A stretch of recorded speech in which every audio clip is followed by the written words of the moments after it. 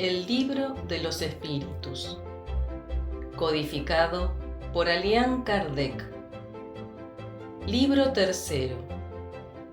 Leyes morales. Capítulo 12.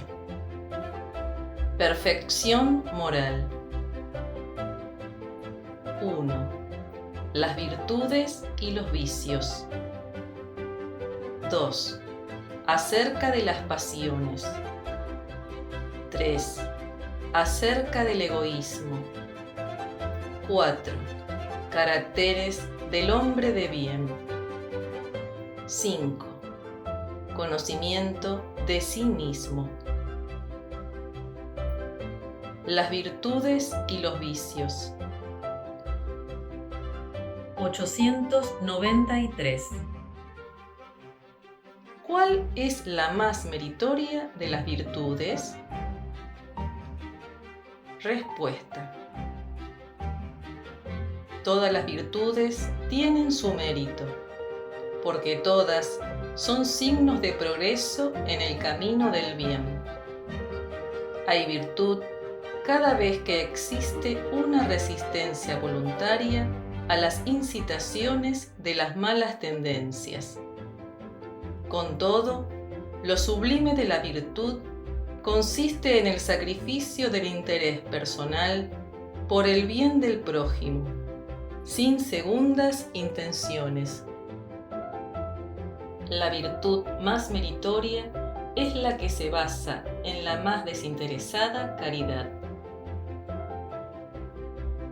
894. Hay personas que hacen el bien por un impulso espontáneo, sin que tengan que vencer ningún sentimiento contrario. ¿Poseen ellas tanto mérito como las que tienen que luchar contra su propia naturaleza y la dominan? Respuesta. Las que no tienen que luchar es porque en ellas el progreso ya se llevó a cabo. Lucharon anteriormente y triunfaron.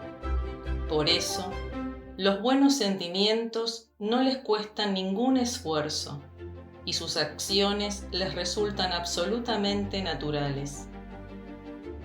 Para ellas, el bien se ha convertido en un hábito. Se las debe honrar, pues, como a experimentados guerreros que conquistaron sus títulos. Como vosotros aún estáis lejos de la perfección, esos ejemplos os asombran por el contraste, y los admiráis tanto más cuanto más raros son. No obstante, sabed bien que lo que en la tierra constituye una excepción, en los mundos más adelantados que el vuestro, es la regla. El sentimiento del bien es espontáneo en todas partes, porque en esos mundos solo habitan los espíritus buenos y una única mala intención sería una excepción monstruosa. Por esa razón, los hombres son felices allí. Lo mismo sucederá en la tierra, cuando la humanidad se haya transformado y cuando comprenda y practique la caridad en su verdadera acepción. 895. Además de los defectos y los vicios acerca de los cuales nadie podría equivocarse, ¿cuál es el signo más característico de la imperfección? Respuesta. El interés personal.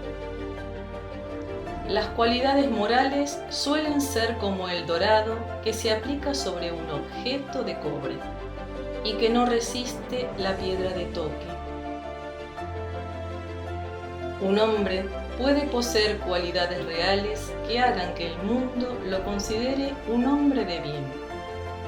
No obstante, aunque esas cualidades sean un indicio de progreso, no siempre soportan determinadas pruebas y a veces basta pulsar la cuerda del interés personal para que el fondo quede al descubierto. El verdadero desinterés es algo tan raro en la Tierra que cuando se hace presente se lo admira como a un fenómeno. El apego a las cosas materiales es un notorio signo de inferioridad, porque cuanto más se aferra el hombre a los bienes del mundo, tanto menos comprende su destino. Mediante el desinterés, en cambio, prueba que contempla el porvenir desde un punto de vista más elevado. 896. Hay personas desinteresadas y sin discernimiento, que prodigan sus saberes sin provecho real, pues no los emplean de manera racional. ¿Tienen algún mérito?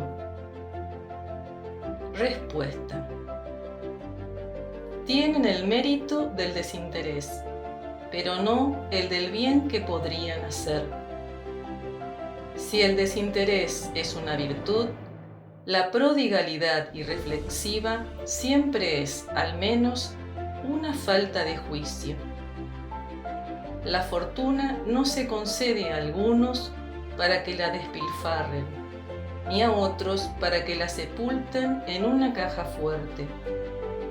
Se trata de un depósito del que tendrán que dar cuenta, porque habrán de responder del bien que habrían podido hacer y que no hicieron, así como de las lágrimas que habrían podido enjugar con el dinero que han dado a quienes no lo necesitaban. 897. Quien hace el bien, no con miras a obtener una recompensa en la tierra, sino con la esperanza de que se le tendrá en cuenta en la otra vida y de que su posición en ella será mucho mejor. ¿Es reprensible? Además, esa idea ¿lo perjudica en su adelanto? Respuesta: hay que hacer el bien por caridad, es decir, con desinterés. 897a.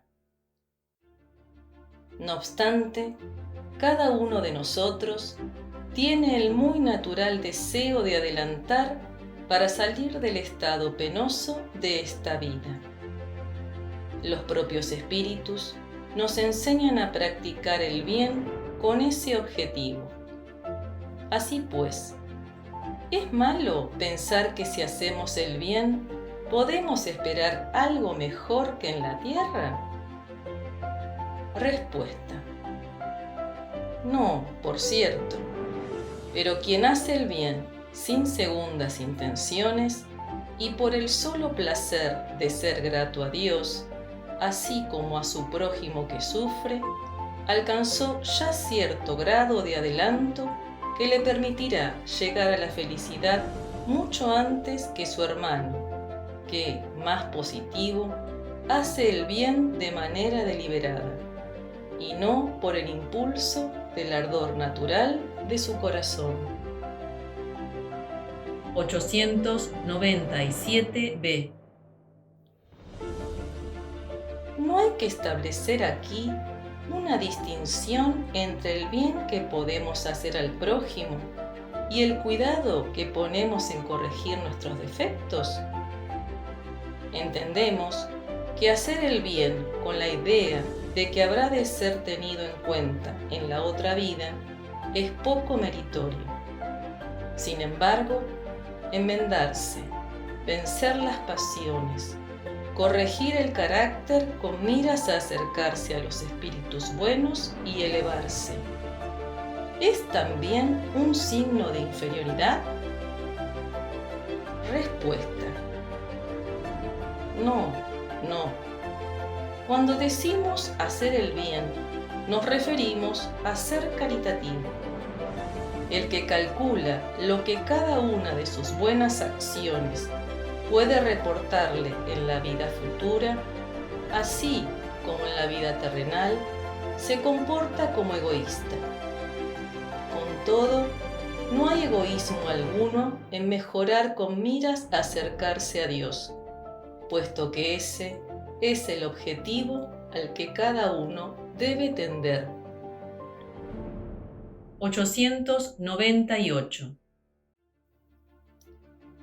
Dado que la vida corporal no es más que una residencia temporaria en la tierra, y que nuestro porvenir debe ser nuestra principal preocupación, ¿es útil esforzarse para adquirir conocimientos científicos que solo se refieren a las cosas y necesidades materiales?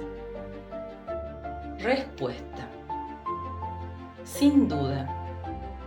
En primer lugar, ese conocimiento os pone en condiciones de aliviar a vuestros hermanos.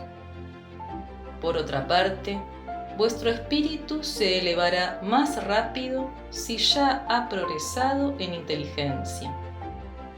En los intervalos que hay de una encarnación a otra, aprendéis en una hora lo que en vuestra tierra os llevaría años. Ningún conocimiento es inútil. Todos contribuyen en mayor o menor medida al adelanto, porque el Espíritu Perfecto debe saberlo todo, y porque, dado que el progreso debe cumplirse en todo sentido, las ideas adquiridas contribuyen al desarrollo del espíritu. 899. De dos hombres ricos, uno nació en la opulencia y nunca conoció la necesidad. El otro debe su fortuna al trabajo. Ambos la emplean exclusivamente en su satisfacción personal. ¿Cuál es el más culpable? Respuesta: el que conoció el sufrimiento, porque sabe lo que es sufrir. Conoce el dolor, pero no lo alivia en los demás y muy a menudo ya no se acuerda de él. 900. El que acumula sin cesar y no hace bien a nadie, ¿encuentra una excusa admisible en la idea de que atesora para dejar más a sus herederos? Respuesta: ese es un compromiso con la conciencia mala. 901. De dos avaros, el primero se priva de lo necesario y se muere de hambre junto a su tesoro. El segundo solo es avaro para con los demás y pródigo para consigo mismo. Retrocede ante el más leve sacrificio cuando se trata de prestar algún servicio o hacer algo útil, mientras que no le cuesta nada satisfacer sus gustos y pasiones. Si se le pide un favor, nunca tiene recursos. Si quiere satisfacer uno de sus caprichos, siempre tiene lo suficiente. ¿Cuál es el más culpable? ¿Cuál ocupará el lugar más desfavorable en el mundo de los espíritus? Respuesta: el que goza es más egoísta que avaro. El otro ya recibió parte de su castigo. 902. ¿Es reprensible codiciar la riqueza cuando existe el deseo de hacer el bien? Respuesta: el sentimiento es loable, sin duda, cuando es puro. No obstante, ese deseo ¿es siempre absolutamente desinteresado?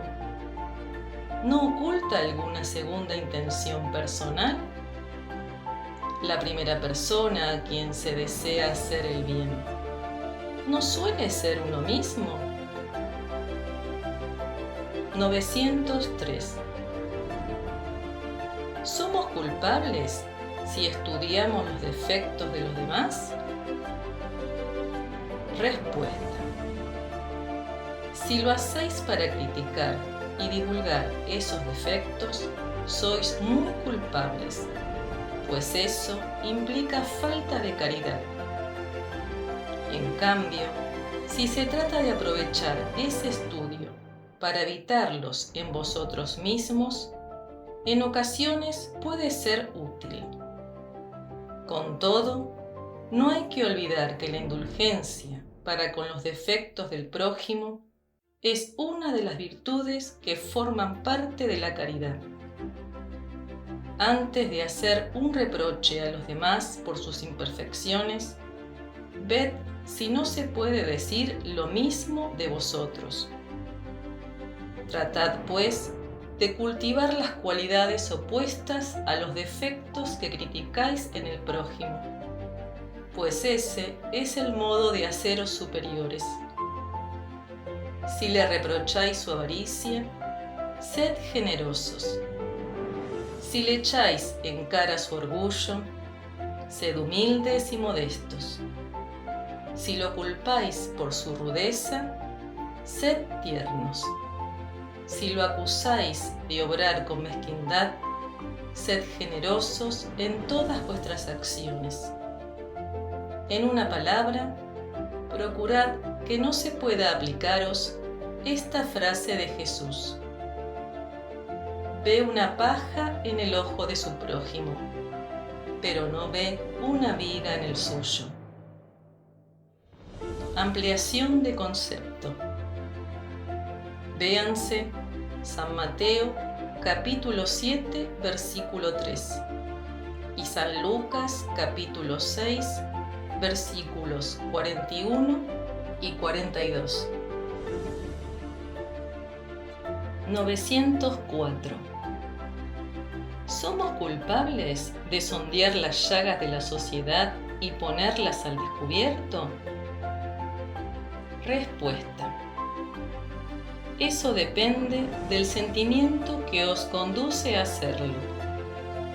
Si el escritor solo pretende generar escándalo, se trata de un goce personal que se procura al presentar esas escenas, que suelen ser un mal ejemplo en vez de uno bueno. El espíritu juzga, pero puede ser castigado por esa especie de placer que experimenta al revelar el mal. 904b. En ese caso, ¿cómo podemos juzgar la pureza de las intenciones, así como la sinceridad del escritor? Respuesta. Eso no siempre es útil. Si escribe cosas buenas, aprovechadlas. Si hace mal, es una cuestión de conciencia que solo a él atañe. Por lo demás, si quiere demostrar su sinceridad, tendrá que respaldar sus preceptos con su propio ejemplo.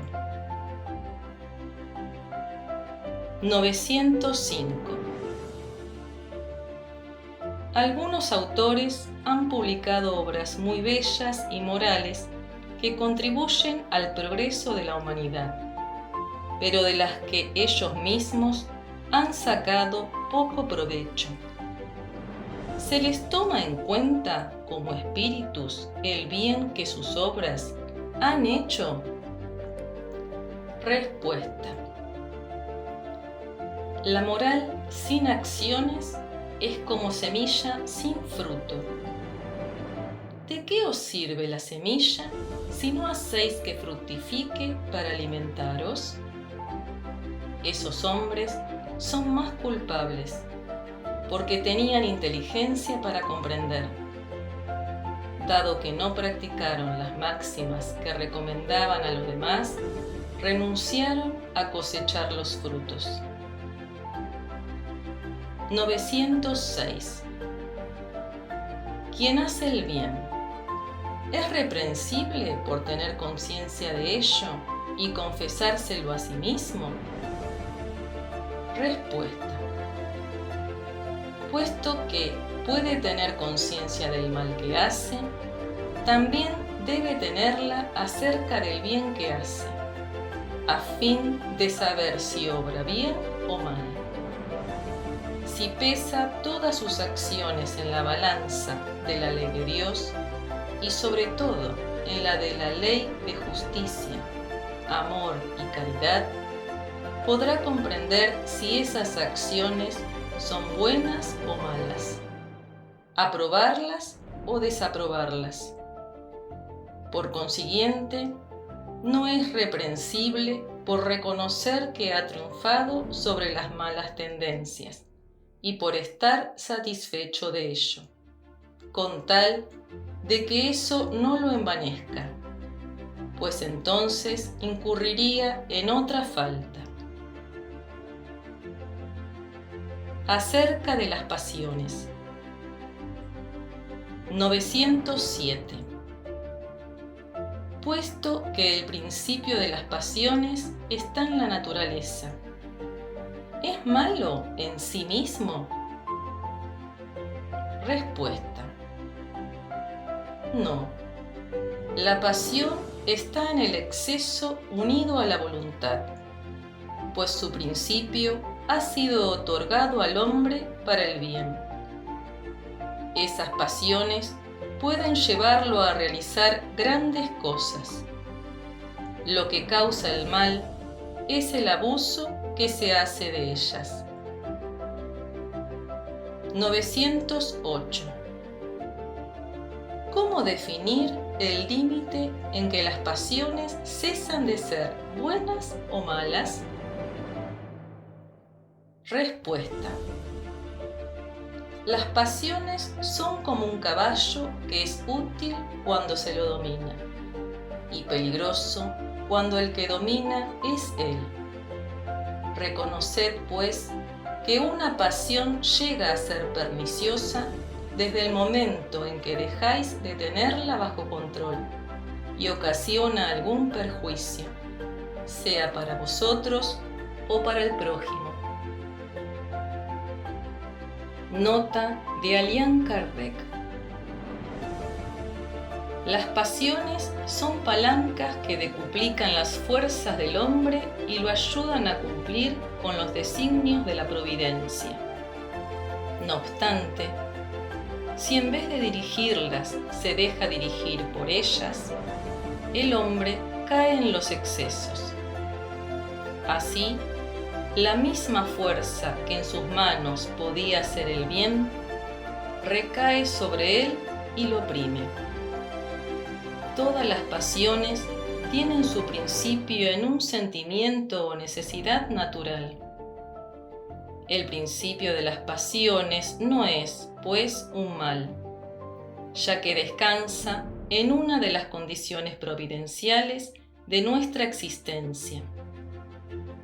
La pasión propiamente dicha es la exageración de una necesidad o de un sentimiento. Radica en el exceso y no en la causa. Ese exceso se vuelve un mal cuando su consecuencia es algún mal. Toda pasión que aproxima al hombre a la naturaleza animal lo aleja de la naturaleza espiritual. Todo sentimiento que eleva al hombre por encima de la naturaleza animal revela el predominio del espíritu sobre la materia y lo aproxima a la perfección. 909. El hombre ¿podría en todos los casos vencer sus malas inclinaciones mediante su esfuerzo? Respuesta. Sí, y a veces mediante un pequeño esfuerzo. Lo que le falta es voluntad. Ah, cuán pocos de vosotros os esforzáis. 910. El hombre puede encontrar en los espíritus una asistencia eficaz para superar sus pasiones? Respuesta. Si ruega a Dios y a su genio bueno con sinceridad, por cierto que los espíritus buenos acudirán en su ayuda, pues tal es su misión. 911. ¿No hay pasiones tan intensas e irresistibles que la voluntad es impotente para superarlas?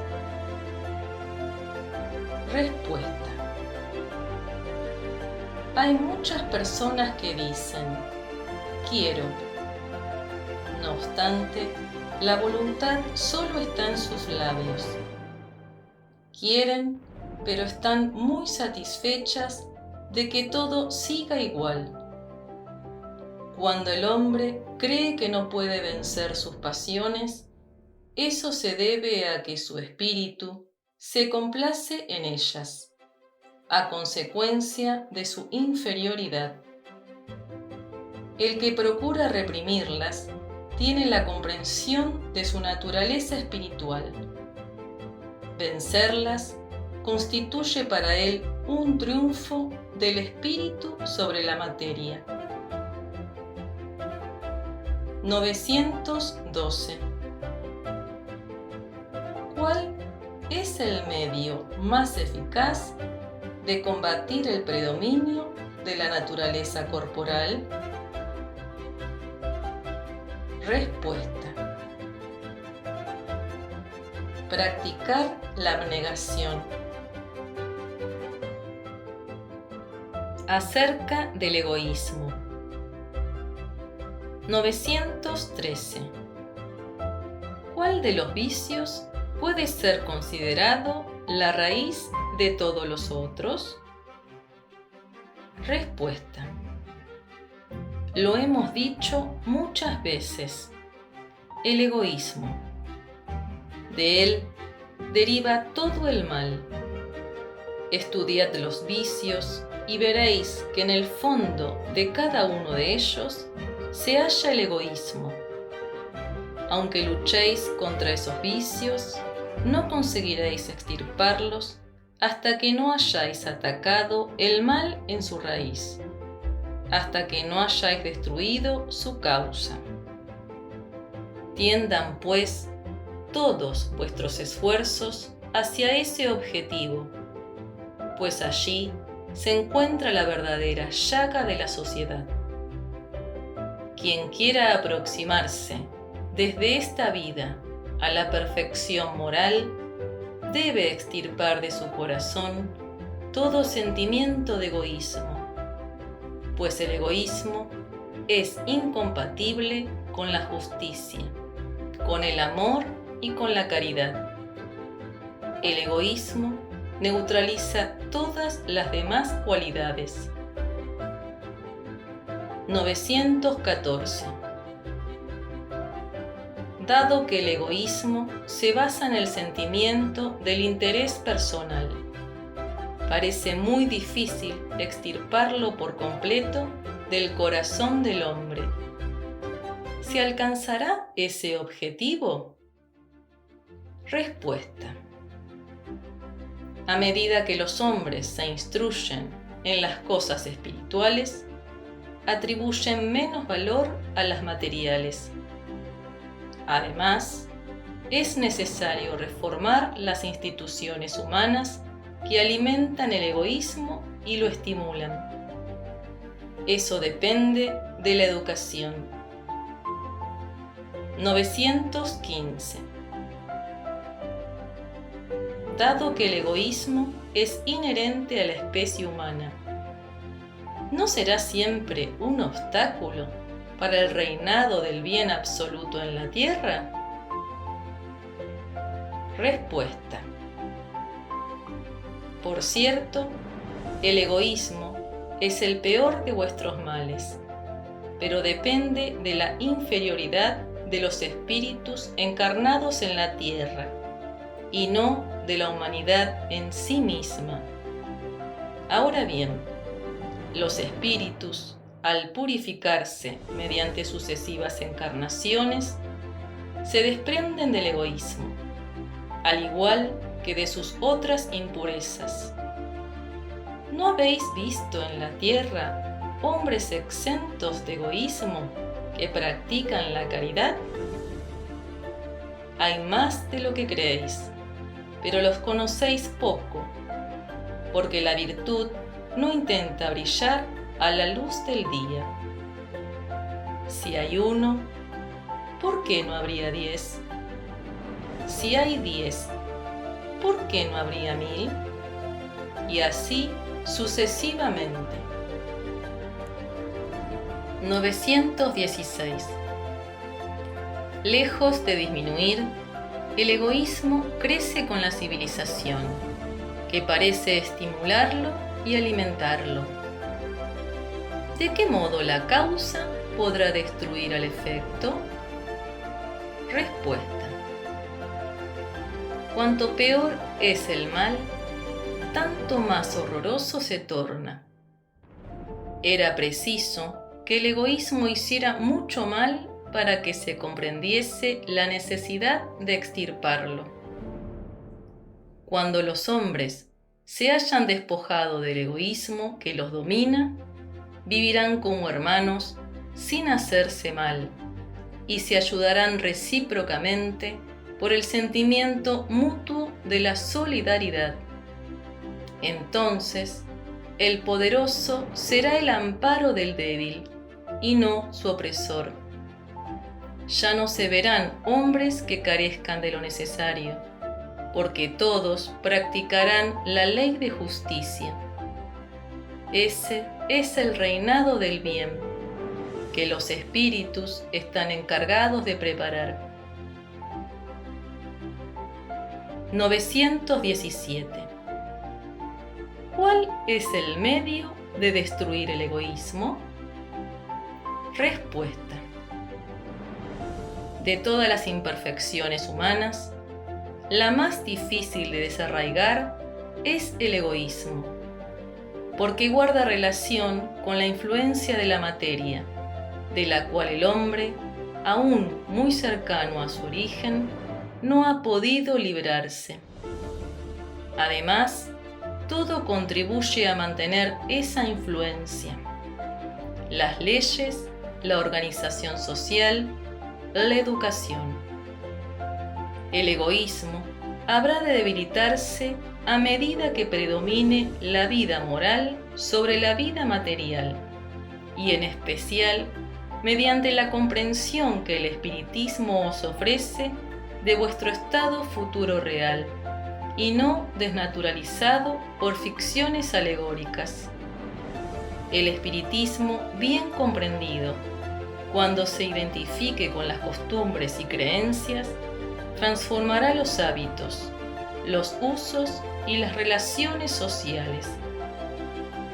El egoísmo se basa en la importancia de la personalidad. Ahora bien, el espiritismo, bien comprendido, lo repito, hace ver las cosas desde tan alto que el sentimiento de la personalidad desaparece, en cierto modo, ante la inmensidad. Al destruir esa importancia, o al hacerla ver, al menos, como lo que es, el espiritismo combate necesariamente al egoísmo. El impacto que el egoísmo de los otros produce en el hombre suele hacer que él también se convierta en egoísta, porque siente la necesidad de ponerse a la defensiva. Al ver que los demás piensan en sí mismos y no en él, es impulsado a ocuparse de su propia persona más que de ellos. Cuando el principio de la caridad y la fraternidad sea la base de las instituciones sociales, de las relaciones legales entre los pueblos, así como entre los hombres, el hombre pensará menos en sí mismo al comprobar que los otros han pensado en él. sentirá la influencia moralizadora del ejemplo y del contacto. En presencia del desbordamiento del egoísmo, se requiere una auténtica virtud para sacrificar la personalidad en beneficio de los otros, que a menudo no lo comprenden. El reino de los cielos está abierto principalmente para los poseedores de esa virtud. A ellos, sobre todo, se les reserva la dicha de los elegidos, pues en verdad os digo que en el día de la justicia, quien solo haya pensado en sí mismo, será puesto a un lado y sufrirá por su desamparo. Fenelón. Nota de Allan Kardec. No cabe duda de que se realizan loables esfuerzos para conseguir que la humanidad avance. Se alientan, se estimulan, se honran los buenos sentimientos, más que en ninguna otra época. Con todo, el gusano devorador del egoísmo es siempre la llaga social. Se trata de un mal real que repercute en todo el mundo y del que cada uno es víctima en mayor o menor medida. Es necesario, pues, combatirlo como se combate una enfermedad epidémica. Para eso, debemos proceder como lo hacen los médicos. Remontarnos a la fuente.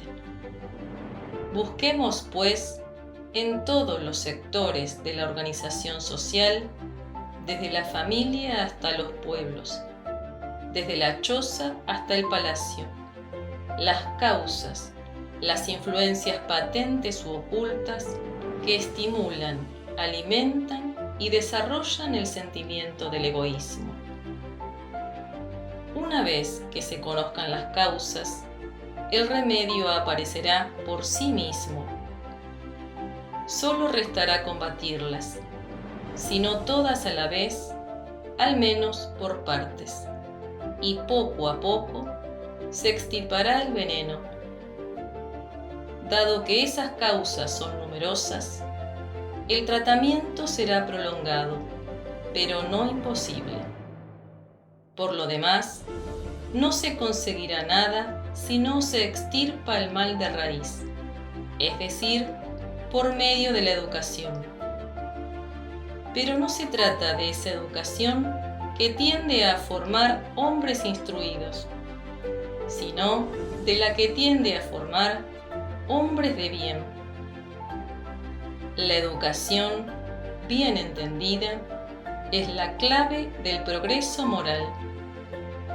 Cuando se conozca el arte de orientar los caracteres, así como se conoce el de orientar las inteligencias, se los podrá enderezar como se hace con las plantas jóvenes. No obstante, ese arte requiere mucho tacto, mucha experiencia y una observación profunda. Es un grave error creer que basta tener ciencia para ejercerlo con provecho. Cualquiera que siga al hijo del rico, así como al del pobre, desde el instante de su nacimiento, y observe las influencias perniciosas que actúen en él a consecuencia de la debilidad, la incuria y la ignorancia de quienes lo dirigen, y cuán a menudo fracasan los medios que se emplean para moralizarlo, no puede asombrarse de encontrar en el mundo tantos defectos. Hágase por la moral tanto como se hace por la inteligencia, y se verá que, si bien hay naturalezas refractarias, también las hay, y más de lo que se cree, que solo requieren ser cultivadas para dar buenos frutos. El hombre pretende ser feliz y ese sentimiento es natural. Por eso trabaja sin cesar para mejorar su posición en la tierra. Además, busca las causas de sus males a fin de remediarlos. Cuando comprenda que el egoísmo es una de esas causas, la que engendra el orgullo, la ambición, la codicia, la envidia, el odio y los celos, la que lo hiere a cada instante, la que perturba las relaciones sociales, provoca las disensiones y destruye la confianza, la que lo obliga a mantenerse constantemente a la defensiva contra su vecino, la causa que, por último, hace del amigo un enemigo. Entonces, comprenderá también que ese vicio es incompatible con su propia felicidad y diremos también con su propia seguridad. Cuanto más haya sufrido el egoísmo, tanto más sentirá la necesidad de combatirlo, así como combate la peste, los animales destructores y las demás calamidades. El hombre será inducido a ello por su propio interés. El egoísmo es la fuente de todos los vicios, del mismo modo que la caridad es la fuente de todas las virtudes. Destruir aquel, desarrollar esta. Ese debe ser el objetivo de todos los esfuerzos del hombre, si quiere garantizar su dicha, tanto en este mundo como en el porvenir. Caracteres del hombre de bien. 918. ¿Mediante qué signos se puede reconocer en un hombre el progreso real que debe elevar a su espíritu en la jerarquía espírita? Respuesta. El espíritu prueba su elevación cuando todos los actos de su vida corporal constituyen la práctica de la ley de Dios y cuando comprende por anticipado la vida espiritual. Nota de Allan Kardec. El verdadero hombre de bien es el que practica la ley de justicia, amor y caridad en su mayor pureza. Si interroga a su conciencia acerca de las acciones que llevó a cabo, se preguntará si no ha violado esa ley, si no hizo mal, si ha hecho todo el bien que pudo, si nadie tuvo que quejarse de él. En fin, si ha hecho a su prójimo todo lo que habría querido que se hiciera por él. El hombre compenetrado del sentimiento de caridad y de amor al prójimo hace el bien por el bien mismo, sin esperar recompensa, y sacrifica su interés a favor de la justicia. Es bueno, compasivo y benévolo para con todos, porque en cada hombre ve un hermano, sin distinción de razas ni de creencias. Si Dios le ha dado poder y riqueza, los considera como un depósito que debe emplear para el bien.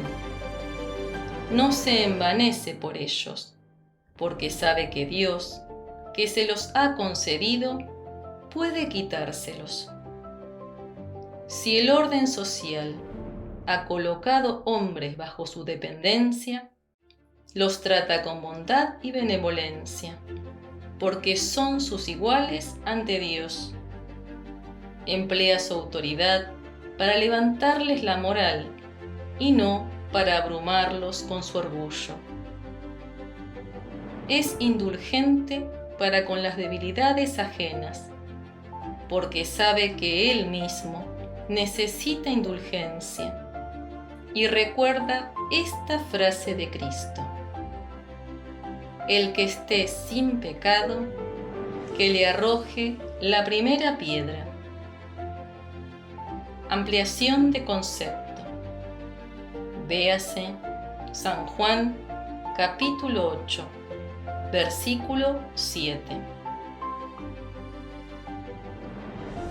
No es vengativo. A ejemplo de Jesús, perdona las ofensas y solo se acuerda de los beneficios, pues sabe que será perdonado del mismo modo que Él haya perdonado. Ampliación de concepto. Véase San Mateo, capítulo 6, versículo 12. Y San Lucas, capítulo 11, versículo 4. Por último, respeta en sus semejantes todos los derechos que las leyes de la naturaleza les confieren, así como querría que esos derechos fuesen respetados para con él. Conocimiento de sí mismo. 919. ¿Cuál es el medio práctico más eficaz para mejorar en esta vida y resistir a la incitación del mal? Respuesta. Un sabio de la antigüedad os lo ha dicho: conócete a ti mismo. 919a. Entendemos toda la sabiduría de esa máxima. No obstante, la dificultad consiste precisamente en conocerse a sí mismo. ¿De qué modo podemos lograrlo? Respuesta. Haced lo que yo hacía cuando vivía en la tierra. Al concluir el día, interrogaba a mi conciencia. Entonces pasaba revista a lo que había hecho y me preguntaba si no había faltado en algo al deber, si nadie había tenido que quejarse de mí. De ese modo, llegué a conocerme y pude ver lo que había para reformar en mí. Aquel que cada noche recuerde todas sus acciones de la jornada y se pregunte a sí mismo por el bien o el mal que ha hecho, rogándole a Dios y a su ángel de la guarda que lo iluminen, adquirirá una gran fuerza para perfeccionarse. Porque creedme, Dios lo asistirá. Así pues, formulaos preguntas e indagad acerca de lo que habéis hecho y con qué objetivo obrasteis en determinada circunstancia. Si hicisteis algo que censuraríais en los demás, si habéis llevado a cabo una acción que no os atreveríais a confesar. También preguntaos esto: si Dios quisiera llamarme en este momento, al regresar al mundo de los espíritus, donde nada está oculto, ¿tendría que temer la mirada de alguien? Examinad lo que podríais haber hecho contra Dios, luego contra vuestro prójimo y por último contra vosotros mismos. Las respuestas serán un alivio para vuestra conciencia o la indicación de un mal que es preciso tratar. El conocimiento de sí mismo es, por consiguiente, la clave del mejoramiento individual. No obstante, diréis vosotros, ¿cómo puede uno juzgarse a sí mismo? ¿Acaso no tenemos la ilusión del amor propio que atenúa las faltas y las excusa? El avaro se considera simplemente ahorrativo y previsor. El orgulloso cree que lo que posee es tan solo dignidad. Eso es muy cierto, pero vosotros disponéis de un medio de control con el que no podréis engañaros. Cuando estéis indecisos acerca del valor de una de vuestras acciones, preguntaos cómo la calificaríais si la hubiese realizado otra persona. En caso de que la censuréis en el prójimo, no podrá ser legítima en vosotros, pues Dios no tiene dos medidas para la justicia. Asimismo, procurad saber lo que los demás piensan de esa acción, y no descuidéis la opinión de vuestros enemigos, pues éstos no tienen ningún interés en disfrazar la verdad. Muchas veces Dios los pone a vuestro lado como un espejo para haceros una advertencia, con mayor franqueza que como lo haría un amigo. Así pues, quien tenga la firme determinación de mejorar, explore su conciencia a fin de arrancar de ella las malas inclinaciones, del mismo modo que arranca las malas hierbas de su jardín. Haga un balance de su jornada moral, así como el comerciante hace el de sus pérdidas y ganancias, y os aseguro que aquel balance le dará más beneficios que este. Si puede decirse a sí mismo que su jornada ha sido buena, podrá dormir en paz y esperar sin temor el despertar en la otra vida. Formulaos, pues, preguntas claras y precisas, y no temáis hacerlo en demasía, pues bien se puede invertir algunos minutos para conquistar la dicha eterna. ¿Acaso no trabajáis todos los días con miras a reunir los bienes que os garanticen el descanso en la vejez? Ese descanso ¿no es el objeto de vuestros anhelos, el fin que os hace soportar fatigas y privaciones momentáneas? Pues bien, ¿qué es ese descanso de algunos días perturbado por los achaques del cuerpo comparado con el que lo aguarda al hombre de bien? ¿No vale la pena hacer un esfuerzo para conseguirlo? Sé que muchos afirman que el presente es positivo y que el porvenir es incierto.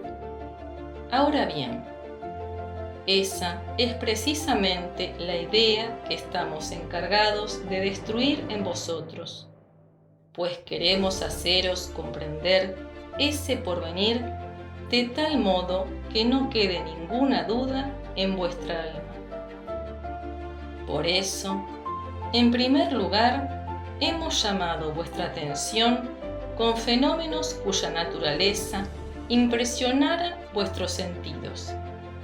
Y después os dimos instrucciones que cada uno de vosotros está encargado de difundir.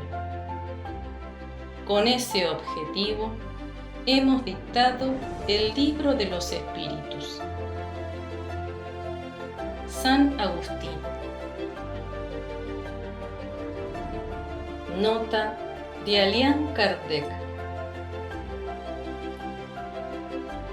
Muchas de las faltas que cometemos nos pasan inadvertidas.